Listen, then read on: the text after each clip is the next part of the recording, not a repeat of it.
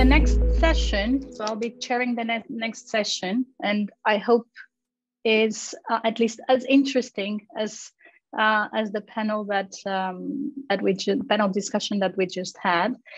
And so we will have two papers, and presenters will present in 20 minutes, then discussants will discuss in 20 minutes as well, and we'll leave it open for Q&A from the audience. So if you can type, please, your questions over the chat or ask them at the end, that would be great. And so without further delay, the first paper is going to be Tunneling Through Group Trademarks, and Woochan Kim from Korea University Business School is going to tell us all about it. So Woochan, the floor is yours. Okay, thank you. First of all, for the organizers for putting this paper in the program. And this is a paper about tunneling. So we're trying to find a new tunneling channel by the controlling shareholders of the business group. And it's going to be about trademarks. This is a co-work with my students, Woochan. The motivation is a trademark, and trademark identifies the company or the product or the service. So the owner of the trademark is called the licensor, and it would enter a licensing contract with a licensee, basically giving the trademark to the company. And in return, we'll be collecting what's known as royalties. So there's nothing wrong with this transaction if the terms are negotiated at arm's length. But however, if the contract is between a related party, there can be some alternative goal. And one example that has been discussed at OECD some years ago is a transfer pricing among the member firms of multinationals using trademarks. So you would let a company in a low tax jurisdiction to own a trademark and collect fees, so that other member firms in a high tax jurisdiction would pay less. But I think there's another example that companies may use trademark for some other alternative purposes. And we're trying to find this from group trademarks, business group trademarks. And this is a trademark, a name and a logo, as you can see here, that identifies the business group. And these are some of the examples. And the research question I have is, do business group controlling families misuse group trademarks to benefit themselves at the expense of outside minority shareholders? So basically a tunneling paper. This is a table showing you some top 20 groups, how much they're collecting. As you can see on the very far right column, there's a large variation in the aggregate royalties collected by the licensor firms. And if you look at the second column, the number of licensor firm in each of the group is usually one. There's one single licensor firm entering an agreement with not all, but many of the member firms and collecting the royalties. And if you look at the last 2 and 3 columns, the member firms are larger than licensee firms. So not all the member firms are entering the contract with the licensor. So let me show you an example of a particular group. So this is Chapter 1, the controlling shareholder of SK Group. And the firm called SK is the holding company, the mother company that controls all the other subsidiary companies. And here I am showing you the 6 member firms that are paying royalties, the top 6 loyalty paying member firms. And it's pretty large. And on the upper right, I'm showing you the total aggregate royalty. It's around 184 billion Korean won. That's around 150 million US dollar. And that is around 4.5 times larger than how much SK, the mother company, is using for its advertisement. So this advertisement expense would include to promote the brand value of SK, the butterfly logo that you can see there. But the royalties that it collects, it's much larger. So I think there can be two channels of tunneling. One is unfair transfer of the trademark ownership itself, right? So it could have been that some other firms were registered owners of the trademark, but it has been transferred to another company at a price that is beneficial in favor of the controlling family and so on. But we don't see this transaction much, so I cannot really make use of this for my empirical study. And even if it is there, it's not, the detailed terms are not disclosed. So instead, I'm going to focus on the loyalty transaction itself, okay? So that is because thanks to the 2018 rule change, where the member firms of large business groups were mandated to disclose the details of the loyalties that they pay as a licensee firm to the licensor firms. So let me talk about this disclosure. So there was an old system before 2018, but it was incomplete. Only a part of the loyalty transaction was disclosed. And the Fair Trade Commission says that 67.1% of the loyalty transaction were not disclosed under the old regime. But the new regime was introduced in 2018. And I think it's better to explain this using this timeline. So if you look at the timeline, let's go to 2018 January. That's when it was announced that the government will adopt a new rule. And then the details of the rule was announced in March of 2018, and it was implemented in May. But what the firms were supposed to disclose is not the 2018 trademark transaction, it was the 2017 transactions, which means that during 2017, when the firms were paying royalties and the licensor firm was collecting it, they did not know that there would be any new rule that would mandate them to disclose to the public. So this is a good setting for me because I will not have much confounding effect. And also in 2017, controlling families had no reason to disguise their tunneling activities. So the coefficients, the estimates that I would get is not going to be biased. The empirical strategy is the following. There is a challenge. Whenever we do tunneling studies, we're not really sure it is tunneling because we have to ultimately compare the actual terms and the fair terms, but the fair terms are not known. It's very hard to estimate.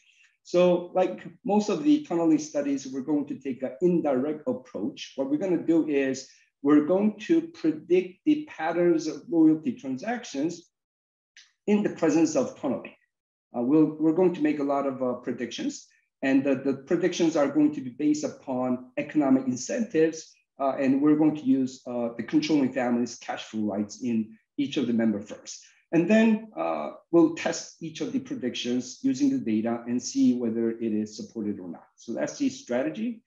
And before I go into the tables, let me just give you the main findings of this paper. So the first result is that firms with high family cash flow rights, so this is the firm that the family really cares about, they have a lot of economic stake in this company, they're the ones that are highly likely to become a licensor firm to collect the loyalties.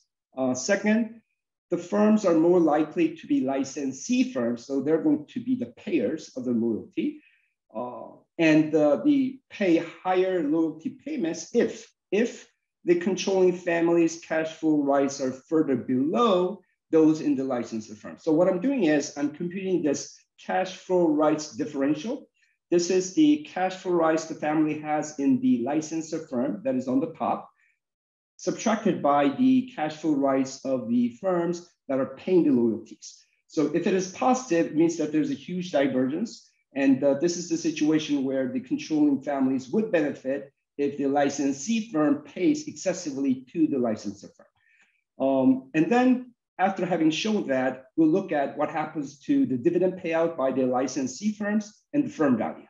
So that's number 3. So I'm going to look at the elasticity of demand payout or share repurchases in respect to loyalty payments and see if it becomes lower if the cash flow right differential increases, and also whether the firm value of the licensee firm drops more if the differential is higher. And then lastly, I'm going to show you that this tendency from number 2 to 4 is going to be stronger in a particular type of a licensed firm. These are the pure holding companies. Pure holding companies are defined as the holding companies that does not engage in any other businesses. The only business they have is controlling their subsidiaries and collecting dividends. And on top of that, they may hold a license, the trademark, and they may collect the royalties. That's the only business they have. So we're predicting that they have no other alternative channels of tunneling, no other related part transactions that can enter to benefit themselves. So they would have a stronger incentive to do so using the trademark payments and receipt. So those are the hypothesis and the finding. The contribution of this paper is that I think we're contributing to the tunneling literature, obviously, because we think that we found another important channel. Business groups, especially family-controlled business groups, may expropriate minority shareholders. And slightly contributing to the dividend literature, because in our study, we show that higher the trademark payments by the licensee firm, they pay less dividends to the minority shareholders of the company. So it's a governance-related determinant that we identified, and also contributing to the blockholder literature. So this is the one that is related to Professor Kanda's discussion on Japan. So we have a double listing problem. The mother company is a controlling blockholder of the subsidiary that is listed. And there are some studies, US studies, showing that there is an expropriation going on if both of the companies are listed. And we show this in our paper using trademark transactions. These are the key variables, and probably the most important variable is the cash flow rights, because it measures economic incentive, and the cash flow rights differential, which is basically the difference between the family's cash flow rights in the licensor firm subtracted by the family's cash flow rights in the licensee firms. And it's going to be bounded to be 0 because the negative value has not much of a meaning. So it's either 0 and positive. If it's more positive, there's a stronger incentive to use a trademark as a tunneling device. The first prediction was that families with high cash flow rights are going to be more likely to be the licensor firm. So we basically run a probing regression and try to see whether this coefficient on cash flow right is positive, significant. We do find that. So you can see the coefficients in the box. It's highly statistically significant. I did some economic analysis trying to show you that it's also economically significant. If you go to the second prediction, it was about who is going to be the licensee firm. And we have to understand that there's a formula that is used by the Korean business groups. The trademark is usually a certain fraction of sales adjusted by some of the factors that they think is important. So mainly it is going to be that the firms with large sales are going to be the licensee firm, because from the controlling shareholders' point of view, if you try to collect loyalty from a very small, tiny company, there's not much you can actually collect. So we think that sales volume is going to be the most basic determinant. But on top of that, the link between sales and the probability of being a licensee firm is going to be amplified if the cash flow right differential is larger. So we're going to look at the coefficient on the interaction term and see if it is positive. And we do find that here. So you can see this statistical significance, and you can see the economic significance there. But this is a result for pure holding company groups. As I have told you, we think that these pure holding companies, when they become the licensor, they have a stronger incentive to engage in tunneling, because that's the only channel they have. So when I ran the same regressions using a sample of other business groups, we don't find this result. No interaction term is significant. When you go to the trademark payments, the actual payments, Again, sales is going to be a very strong determinant of the volume of trademark payments by the licensee firm, but this relationship is going to be stronger for the licensee firms with high cash flow rights differential. So we predict a positive coefficient on the interaction term, and we do find that here as well. But this is for the pure holding company. We don't find this result in other business groups, which have less of an incentive to tunnel.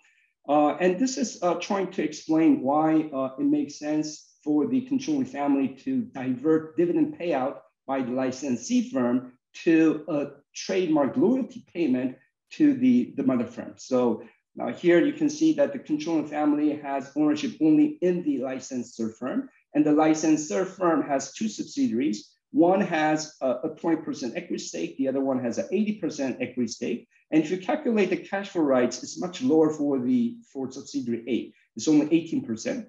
For subsidiary B is 48%. And if you do a simple experiment, you can see that by shifting dividend payout to loyalty payouts, the controlling family benefits in both of the cases, but they would benefit much more if the cash flow rights of the subsidiary is much lower. So we predict that, So we predict that the elasticity of dividend payout or stock repurchase in respect to loyalty payments is going to get lower, and an extreme case is going to become negative if the cash flow right differentials are high. So we run those two regressions, one dividend, the other stock repurchase, and we predict that the coefficient on the trademark is positive, but the interaction term is negative, and for a very high differential, the whole thing may even turn into a negative. So we do find that here. So at the bottom of the table, I'm showing you the experiment when using differential is 0, when the differential is 50%. If the differential is 50%, actually there is a trade-off. The more dividend you pay out, the more loyalty the licensee firm pays out, there will be less of a dividend payout to the minority shareholders. So I am almost done. So firm value. So ultimately, this will point to the fact that these licensee firms are expropriated. So this should be reflected in the share price. So we look at the Tobin's Q, the firm value measure, and we do see that the more trademark loyalty payments these subsidiaries make to the mother firm, the loyalty payments, the more they do it.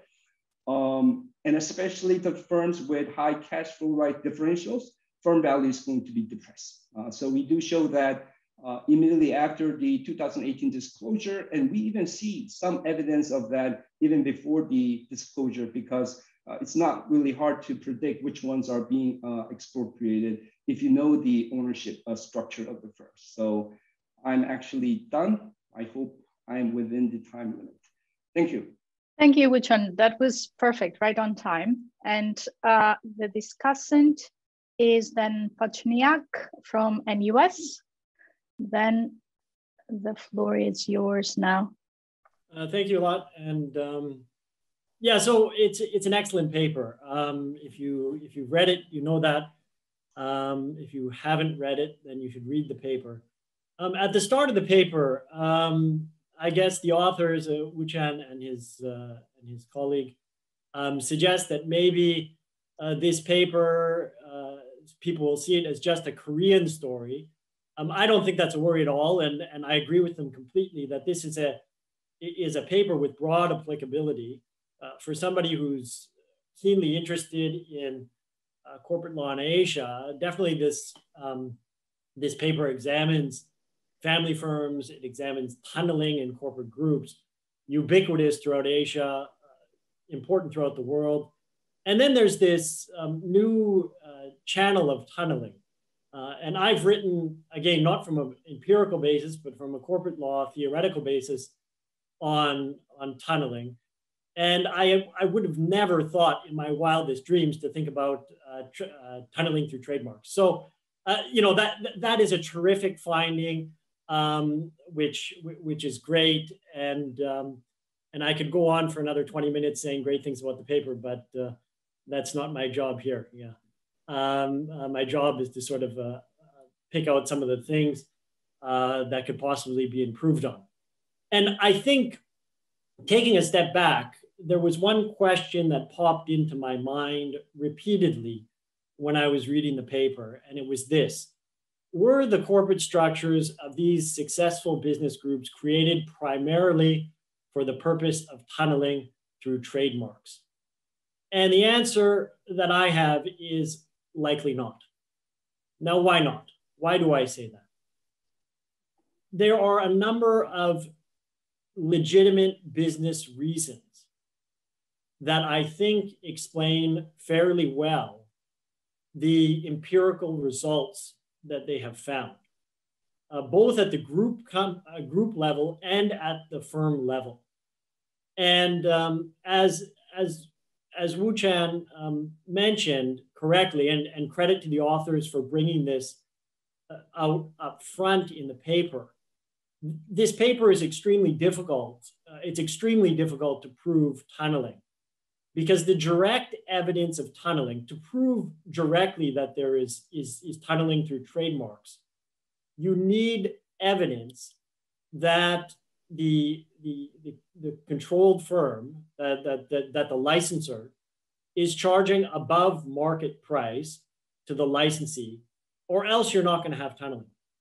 But that data isn't available. So because they don't have the ability to look at these third-party transactions and then compare it to the actual transactions taking place between the licensor and licensee, what they have to do is they have to look at the group level, and then they look at the firm level, and they say, if we find these characteristics at the group level, and if we find these characteristics between the licensor, the licensee, and the controlling family, then we can infer from that that tunneling must be going on. And again, what I'm going to do in the next 15 minutes is I'm going to suggest that, yes, all of the empirical information is correct, but many times I think there was a different inference that could be drawn, a much simpler inference that suggests legitimate business reasons for the relationships and the group structure, not necessarily tunneling. Now I'm going to do something which I don't think I've ever done in a presentation, but we're on Zoom and we're all sort of sitting in our homes, so I thought I will do something a bit fun. I'll ask you to close your eyes. Yeah, I promise there's a point to this. Close your eyes and try to picture the logo, the trademark of a Korean firm that is the most valuable trademark. I suspect most of you thought of Samsung. If you didn't think of Samsung, I suspect most of you thought of Hyundai, LG. I did a quick internet search, right? And what do you find with famous trademarks or valuable trademarks in Korea? Almost all of these trademarks are trademarks that have been created by family firms, right? Now, why is this important in the context of this paper? Well, the authors say this in the paper: in the absence of tunneling, one should not expect any difference in the extent of the trademark royalty transactions across groups with different control structures. In the presence of tunneling, however, we expect a greater extent of trademark royalty transaction in groups that are more prone to tunnel. For example, we expect greater transactions in family-controlled businesses or business groups than in other groups, such as groups that are management-controlled or state-controlled. What I would suggest is in fact, that could be very much incorrect. Why? Because it seems in Korea that, in fact, family firms have been the most successful in creating valuable trademarks. And therefore, regardless of tunneling, in the absence of tunneling, you would expect in family groups their trademarks to be more valuable. And therefore, you will find the empirical evidence that trademark royalty transactions within family groups are a greater percentage of sales and make up all of the empirical measures that they use for trademark royalty transactions. So to me, this actually, there is a link between the firm structure and trademark royalty transactions. The empirical evidence may be correct, but the inference drawn from it is not tunneling, but rather that family firms have been very successful in Korea in creating valuable trademarks. Another group level inference that we're asked to draw is this. We expect a greater extent of trademark royalty transactions in groups where pure holding companies, those are the holding companies with no business operation of their own, are licensor firms than in groups where licensor firms have their own business. The reason that the authors give for this is they say, well, if we have a pure holding company, what's a pure holding company again? A pure holding company is a company that only owns the trademark. It's their only business to license it. And the authors say, well, in that type of situation, the holding company only has a trademark to use for tunneling. So therefore, we'll find a greater level of transactions in that group with pure holding companies. Now, I have an alternative and I think a much simpler business explanation for this, which is that in groups that create an entity just to hold the trademark, you would think that in those groups, the trademarks are particularly valuable, or else they wouldn't be creating a pure holding company to hold it. So in those groups, regardless of tunneling, you would still find a greater extent of trademark royalty transactions. Again, a simple business explanation, not challenging the empirical evidence, but rather challenging the inference that may be drawn from it. Now I take you from the group level to the firm level, okay, which they do in their paper.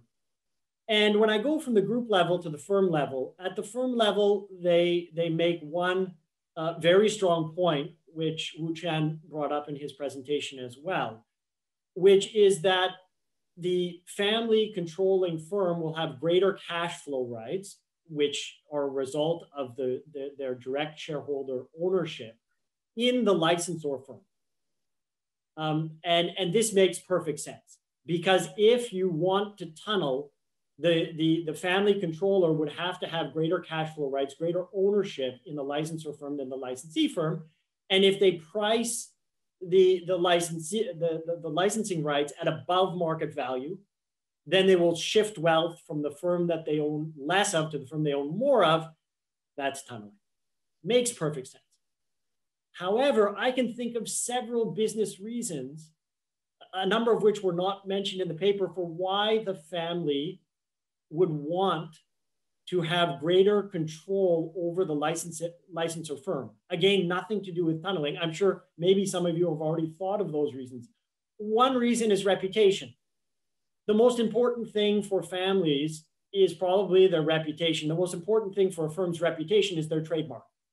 If you're going to put the trademark if you're going to select a licensor firm, you're going to want to select it as the one that the family has the greatest amount of control rights over.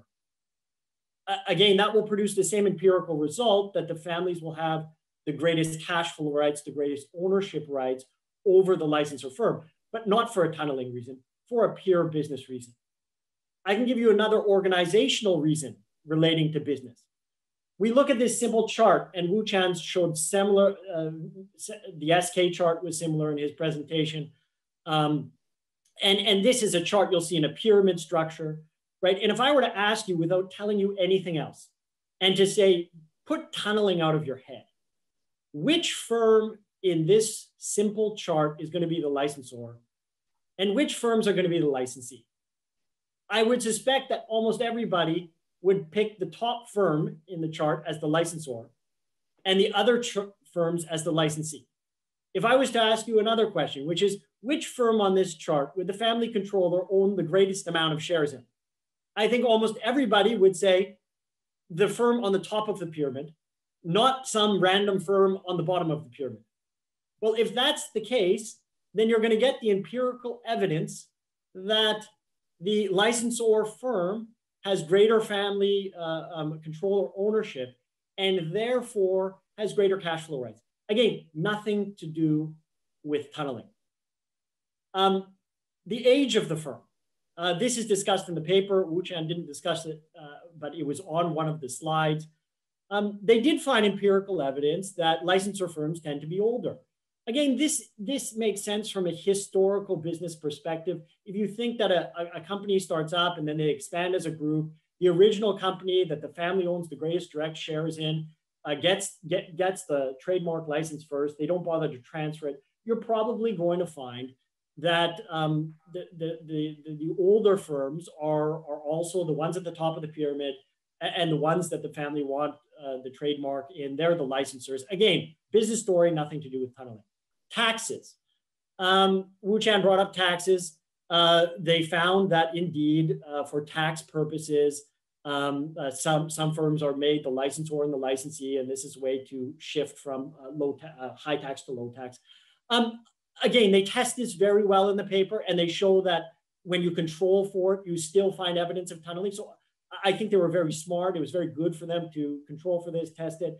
But my point is this, that if you put all of these four things together, two of which were never even considered in the paper, this looks a lot more like me, that a lot of this, which is the empirical end result, the inference drawn could be, and in my mind, on a preponderance of evidence, would seem to have more to do with business reasons than it does have to do with tunneling. Woochan mentioned this interesting finding of CFR diff firms with a negative value. And if you recall, just to refresh your memory, what does that mean? That means that the family controller actually has more cash flow rights in the licensee than the licensor. So they say we disregard these and we code them as zero because no tunneling can take place. I completely agree. Why do I agree? Because in fact, if in this case, the licensor was selling the licensing rights at above market value, you wouldn't have tunneling. And I say this a bit in jest, you would have funneling, because you would have, the end result would be that a wealth would be transferred out of the licensee firm into the licensor firm, which the family has less cash flow rights of. So that's never going to happen. Now, why do I bring up these firms? I find this very interesting. And although I agree with their empirical approach, I think they need to think about why this is occurring. Why do I think this is important? Because this is showing us that there are corporate groups in Korea that are not structured at all to engage in tunneling through trademarks. And my question is why? If this is pervasive, why do we have one group of firms that definitely is not doing this at all, and other firms which you suggest are? And my suggestion is maybe these other firms are in fact also just carrying on and doing their structure for business reasons as well. I'm getting close to the end of my comments, but I have this smoking gun argument, which I think could be useful to test. Woochan told us that the families and the controllers didn't know that the legislative change was coming. And if they didn't know the legislative change was coming, we should have found that in the data, there was disclosure prior to the change in the law, but the disclosure only occurred when a licensor firm had collected over 5 billion Korean won, or over 5% of their sales from a single licensee. Now, what I would expect to find if these firms are hell-bent on tunneling through trademarks is you find a lot of cluster around 4.99 billion or 4.99%, because that would help them avoid having to disclose it. And I just wonder whether they looked into that. If they looked into that, or if they do look into that and they don't find this cluster, it means that firms weren't actively working to avoid disclosure. Why wouldn't they? Because they're not worried about disclosing because the business, they're not tunneling. If they find it, there's smoke, okay? But if they don't find it, there's no smoke. If there's no smoke, there's no fire. Big picture.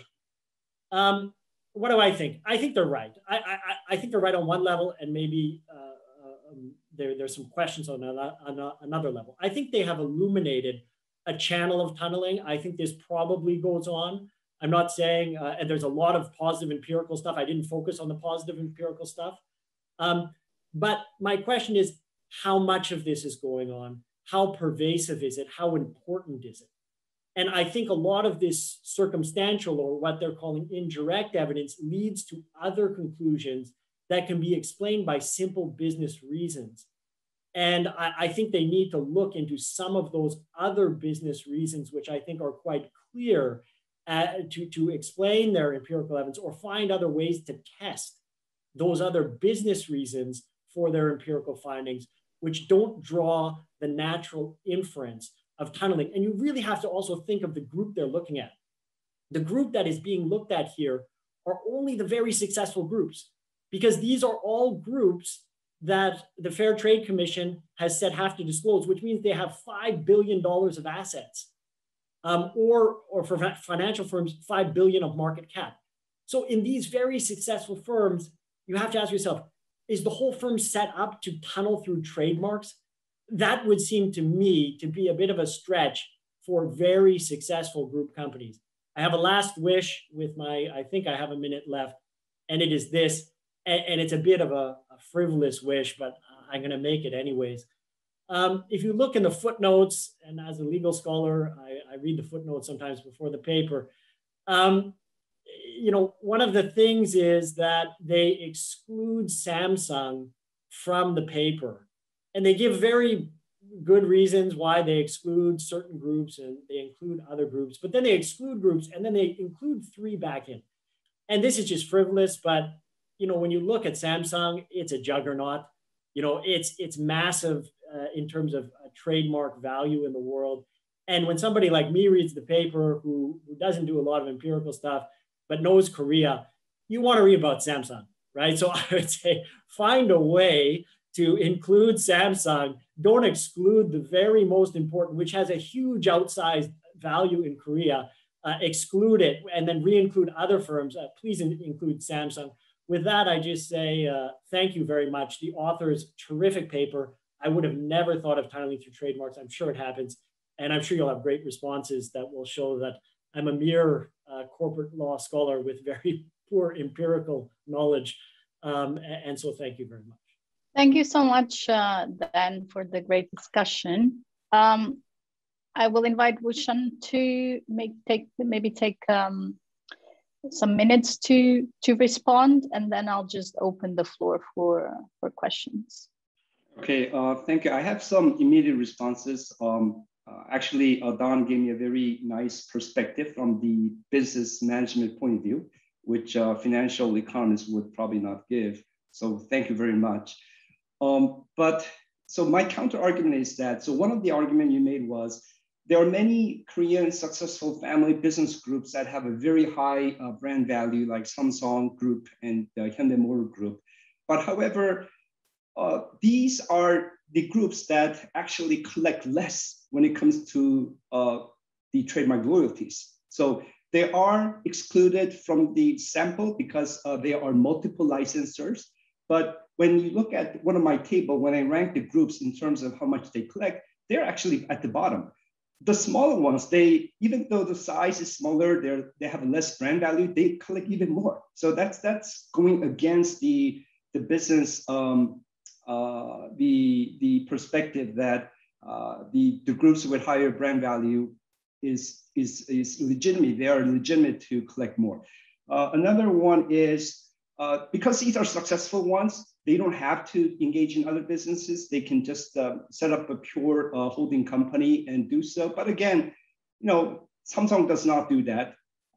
And the Hyundai Motors does not do that either. So maybe that I should develop on this and try to respond to any suggestions that future referees might have that are in line with your discussion. Another one is So I really want to differentiate whether a firm becomes a registered owner and whether it actually collects the loyalty. There are some business groups in my data where they are the registered owners of the trademark, right?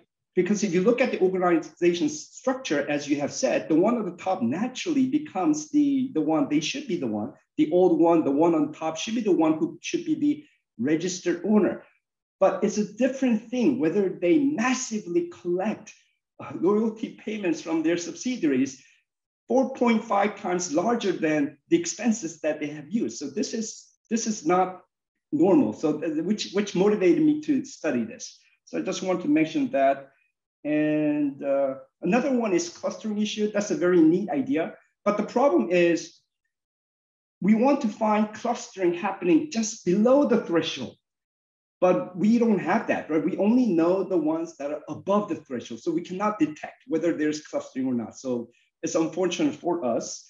And again, leaving out Samsung Group and the Hyundai Motor Group, the top two, was inevitable because they have multiple licensed firms. And one of our key variables was cash flow rights differential. And another comment I would like to make is we have the result even excluding those very enormously large business groups who has a very enormously large brand value. So we have it even among the smaller ones. So that's my defense. But I think your comments are very valid. And I think we should rewrite our paper, maybe some paragraphs, trying to address some of the concerns that might arise in line with yours. Thank you. Thank you so much. Do we have questions from the audience? Does anyone want to? Okay, so we have Ernest. Ernest, do you want to speak that? Thanks. Very interesting paper, Woochan. Fascinating. I wouldn't have thought about this either. I'm just still, maybe I missed that, but I mean, why is it so difficult to get this hypothetical fair value of licensing of trademarks? I understand this is a rare thing, of course, and I mean, Dan discussed the reputational issues and all of this involved. I understand this, but I mean, for example, licensing to foreign firms for foreign markets or something like that. Is there so little evidence on that? So it's impressive the enormous indirect route that you have to take. And I'm just wondering what evidence we potentially could have about the direct route. I think the problem we have is we are investigating the group trademarks. So for example, LG Group, the one that collected the most in our data, LG Group would probably not lend out LG trademark to non-member firms. Once they do that, that's like inviting to become a member firm. So there was no such transaction, I'm afraid, and we couldn't actually compare our trademark rates with those rates. It just so there's literally nothing around. Yeah. There's no way to, I mean, obviously you can't find this systematically, but I thought maybe in certain markets, in certain stages of development, you may be able to trace something, but you said there's nothing to be seen. Thank you. Any more questions? I could see there was a question from the audience, not from the panel, but Yeah, I was just wondering whether the excessive royalty payment also could be influenced by some of the tax incidents. Suppose instead of paying royalty, if the subsidiaries try to pay dividend, there could be two taxation possible. Like the subsidiary itself could be suffering tax, and the holding company also would be suffering tax. So if they show it as royalty at the subsidiary level, it would be a cost to the subsidiary company, and only one income would be there for the holding company. So the overall tax liability of the group would be reduced if excessive royalty payment would be there. Whether you have factored into that possibility?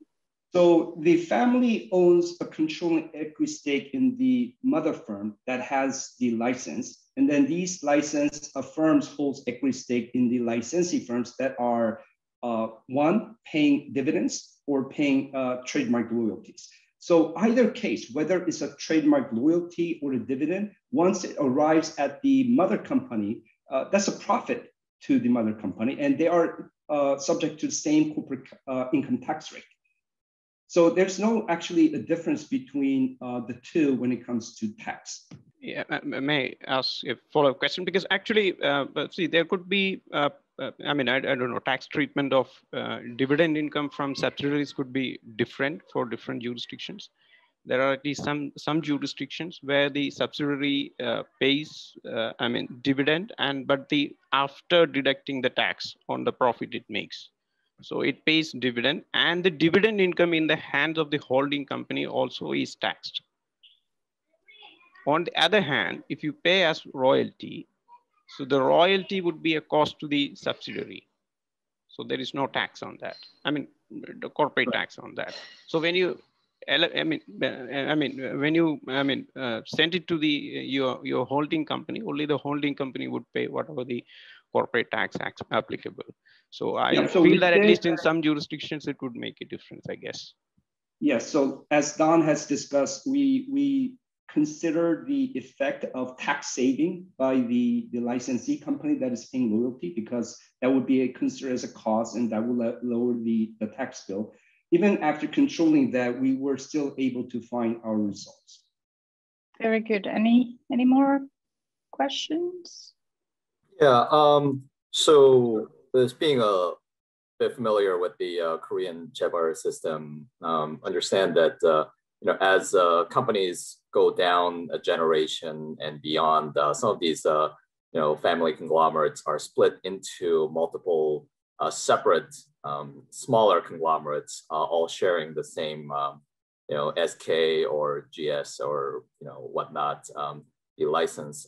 In those cases, do you see a difference between the license fees that are paid for firms that are within the main, well, what might call like the main trunk of the chaebol, versus other firms that are still within the broader family, but in a slightly different like chaebol split off? For example, like SK, I think has like two or three divisions that are kind of split among different sons of the family. So. Yeah. Oh, so I see. So you're trying to compare SK group. So there are some mini groups within the same group which are controlled by the cousins. You want me to compare that with the ones that actually split, like LG, GS, and all that. Whether there's a greater similarity in case of SK compared to the separated LG groups. I have not looked into that. Maybe there could be some greater similarity within SK.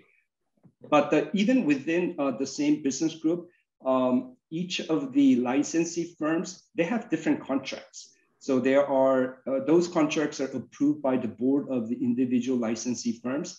The formulas and the trademark rates are all different. But yes, definitely I could investigate and see whether there is any greater similarity for such groups. Yes, thank you. I have a question for you, Woochan.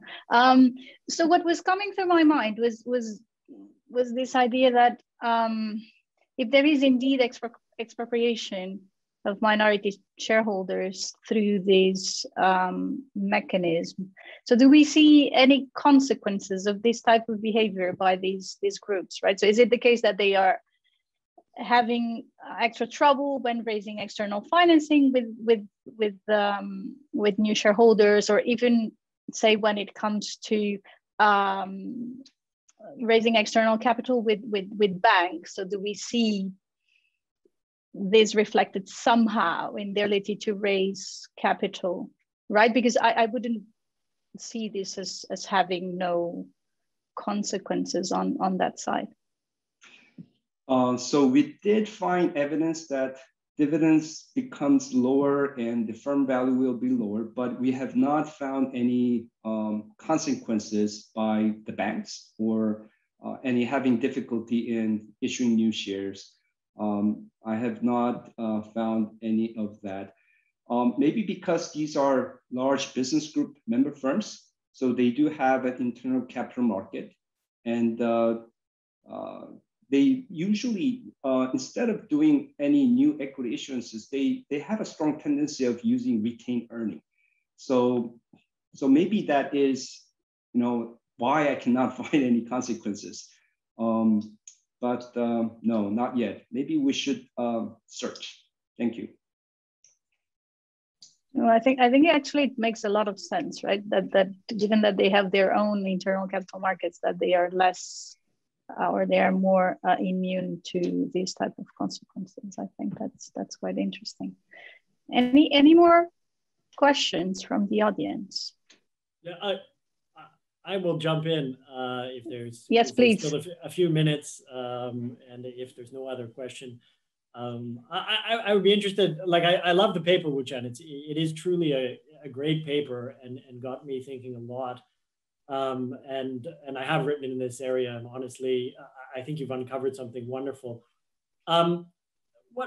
What I was wondering in terms of your explanation, like I did find though, as I brought up, one of my points was about the negative values, right, for the CFR diff, right, and for those groups, right, it is interesting to try to think about, well, why do you have some groups setting up the structure to do this? And then obviously, right, I think we would agree that in those negative CFR diff groups, there's definitely no tunneling, right? And it makes you think of, okay, what is the difference there? Is it just we have sort of good firms, bad firms, and some are not motivated to do this and others are? That seems to go against sort of the general intuition that, self-interested controlling shareholders will naturally tunnel when they can, right? So that is, I guess that's one point. The second point is on how this affects minority shareholders, which correctly, I think you hit the nail on the head at the end of the day, that this is going to be the big concern out of your whole project, right? Is this actually something which is draining value through, is tunneling through trademarks a lag or stealing essentially from the minority shareholders? You do, of course, find that empirically for the pure holding companies, but you don't find that, right, for the non-pure holding companies. And I found that also a bit the same sort of question, right? Why would you, if you're going to posit some sort of explanation, why do you think you find that difference? Why is there no effect on minority shareholders, or at least the empirical evidence didn't show anything for the non-pure holding companies? And then are we limited just to really worrying about, we don't worry about non-pure holding companies, we don't worry about negative CFR diff, and we're only left with this small pool at the end of the day, which whittles things down quite a bit. Yeah, so just your reaction on that. Okay, 3 minutes. Okay. So the business groups that have like negative cash flow rise differentials, they're the ones that are not structured with a pure holding company business group. So it's probably going to be like Samsung Group or Hyundai Motor Group, where there is no obvious holding company. So there's no holding company in Samsung Group or Hyundai Motors Group. So, and also on top of that, they have multiple firms with licenses. Usually the larger ones would have their own licenses. And because of that, and also another factor is that controlling families, their ownership is not concentrated in a single firm in those firms, right? So these are the firms with negative cash flow rise differential. The controlling families have ownership in multiple firms. There's no obvious one single firm that is going to be the licensed serve firm. That really discourages the controlling family to aggressively collect loyalties for the purpose of tunneling, because you can't. There's no obvious firm that you can use as a vehicle to expropriate. I think that's what is going on. Maybe not a satisfactory answer for you, but just one. I guess one tiny follow up again is a few times in your response you've brought up Samsung, which makes me go back to the point of why not include Samsung, because Samsung and Hyundai seem to be good examples to rebut or at least to shed some light on some of these other points. And I understand, I'm not a, like, if you looked at my math compared to yours, I'm like a primary school child, yeah. So I'm not here to tell you what you can do empirically and you can't, but I understand, like, your explanations seem compelling to me that, you know, you have multiple licensors, right? But maybe at least descriptively, you do talk descriptively about groups, right? So it may make some sense to descriptively talk about Samsung and Hyundai for some of these other issues, maybe, I don't know. A, because they're interesting, B, because what you've been saying in your response seems very compelling to me, but you've been bringing up Samsung and Hyundai, right? And so that begs that question of exclusion.